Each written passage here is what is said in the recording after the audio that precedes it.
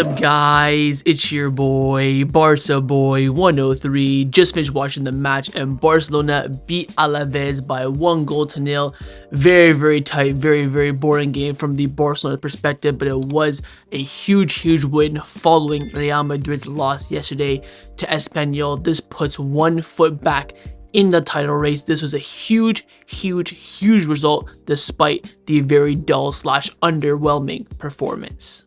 The starting lineup for this match is on the screen for you right now. It was pretty much the Gala 11 with Szczesny in goal, a back four of Kounde, Cubarsí, Araujo, and Balde, midfield three of Casado, Pedri, and Gavi, and a front three Lemon Yamal, Lewandowski, and Raphinha for playing 18th place at home. Very strong 11. Now, the only goal scored in this match was, of course, scored by our boy RL9, Robert Lewandowski. Very jammy goal, as it did tweet during the game. How did Dick?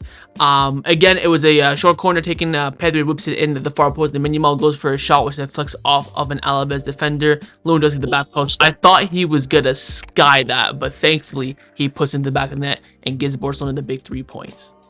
So the overall team performance rating tonight will be getting a 6 out of 10 from me, as expected. A very average display. Again, the way how Alaves set up, we've had these games already a few times this season. We'll probably will have a few more of these with a lot of the second half season yet to be played.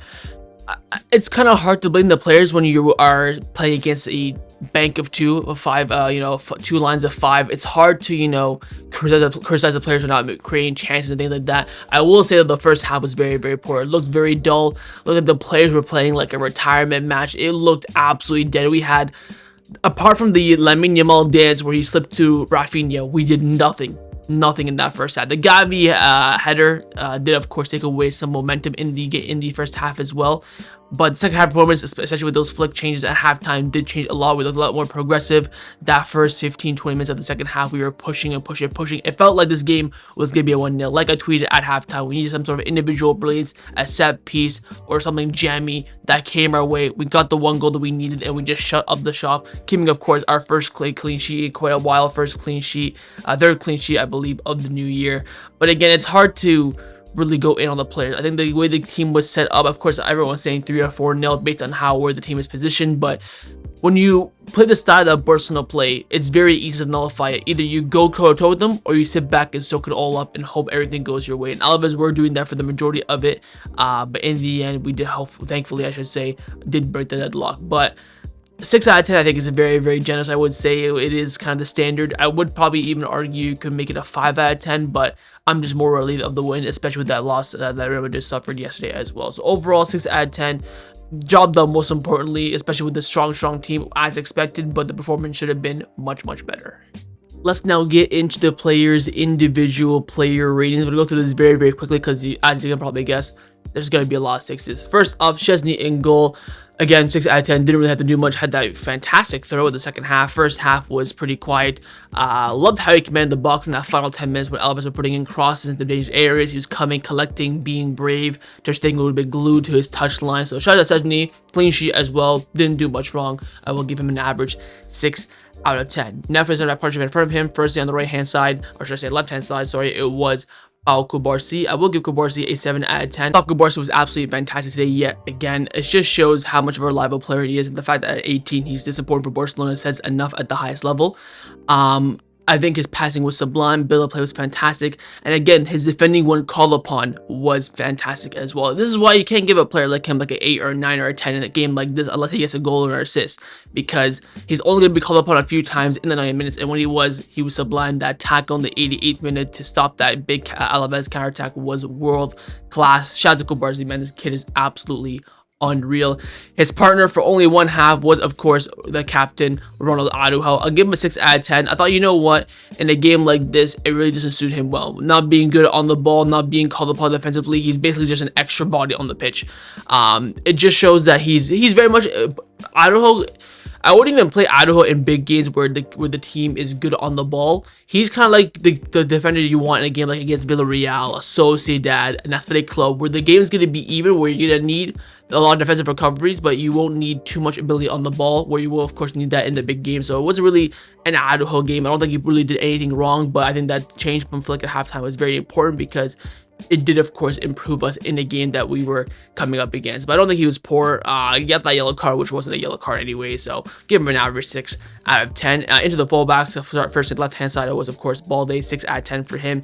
Didn't really do much. I mean, it was a bit sloppy in the first. I mean, everyone was sloppy in the first half, but the first half he was I think one of the more poorer players. Second half, progressed the ball a bit more forward. I think defensively in this game he did very well. Attackingly he wasn't, which in a game like this you kind of want your fullbacks to be bombing down the flanks and creating chances and helping the wingers out, which Balde tried to do, but again, a lot of the last second passes not coming through and all this boring stuff that tends to happen all the time. So I'm not gonna blame Balde too much, and just the game was a bit different. I think he's had a fantastic 2025, but this game he was a bit quiet, so give him a 6 out of 10. Same for of course Kounde at right back as well. I don't even think he really touched the final third that much. He did miss he did have a few overlapping runs that didn't really connect. I think again defensively he did alright. Him and Balde very much had a similar game. That's why we were always begging and begging for attacking promise, because the fullbacks weren't really on it today. And again, we'll have to mainly focus on how the game was set up more so on their actual ability. But 6 out of 10 for Kounde. Could have been better, but at least didn't put really a foot wrong in the game.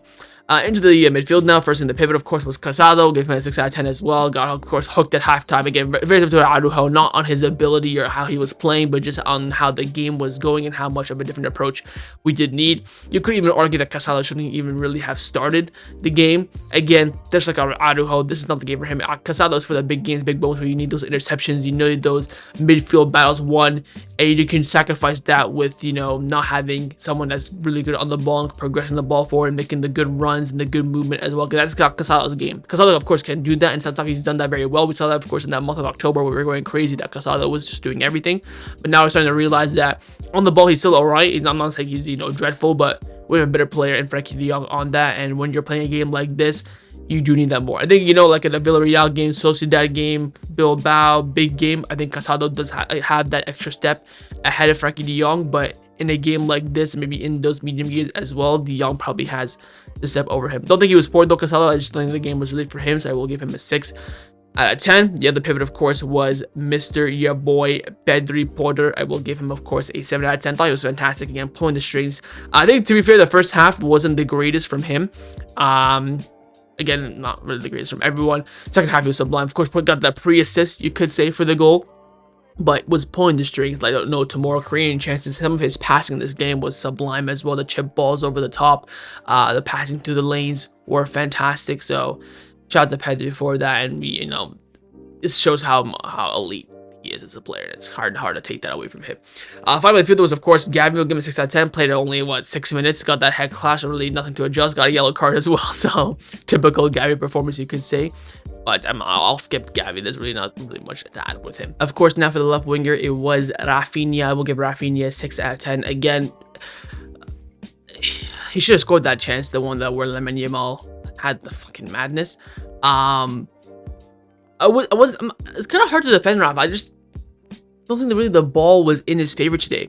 A lot of it was going on the right hand side. Left hand side was quite nullified. I think that has to do again with ball not getting too much advancement on that left flank. But I just think Rafa, again, when Rafa's like Fermin, when the game is open and the defense is a bit more open, he just exploits it like no tomorrow. But when it's closed and it's locked down, it's very hard for him to break it down. I think the only time he did break it down this season was in the Las Palmas game where he scored that banger from outside. That's just individual brilliance. So I think he does struggle, Rafa, against a low block more so than not.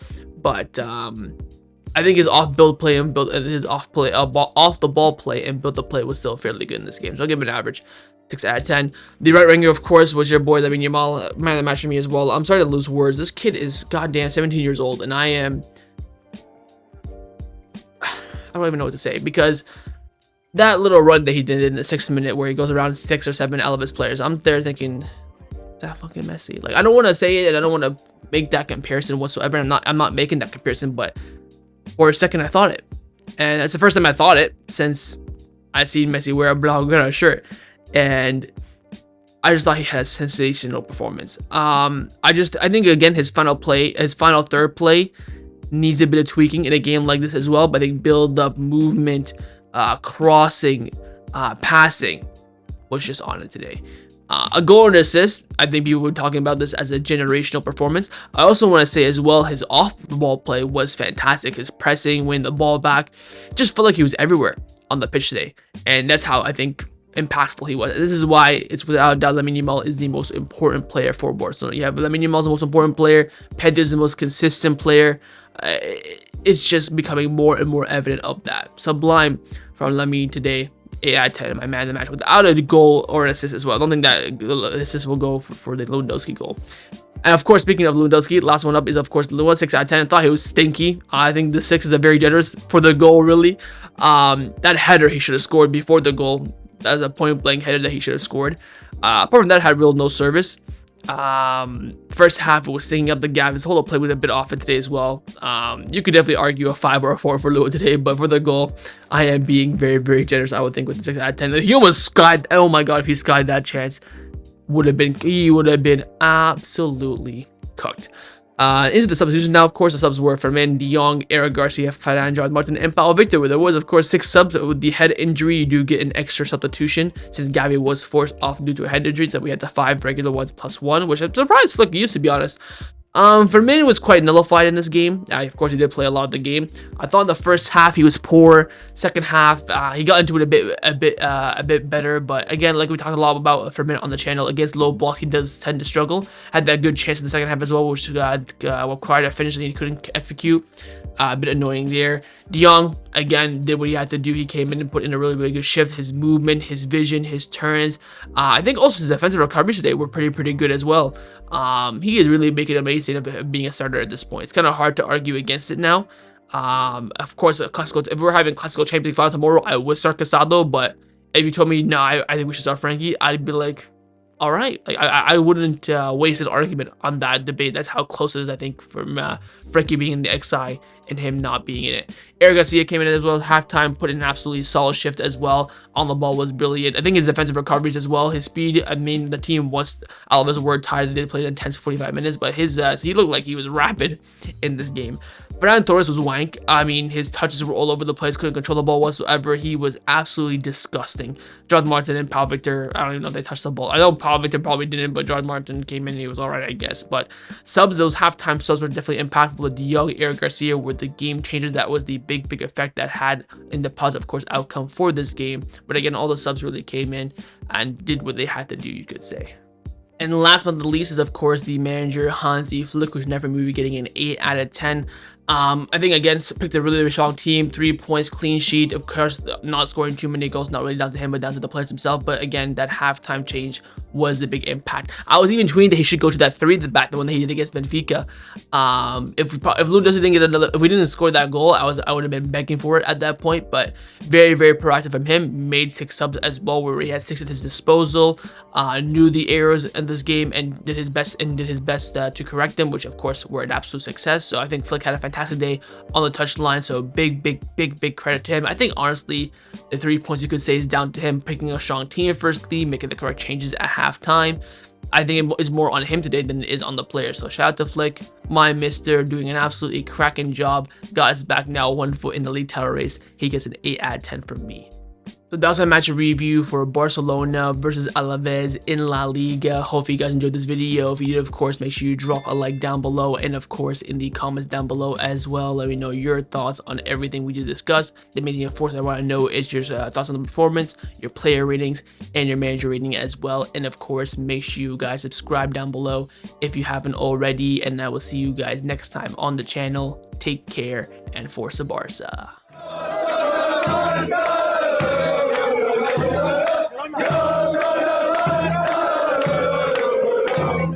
Yeah.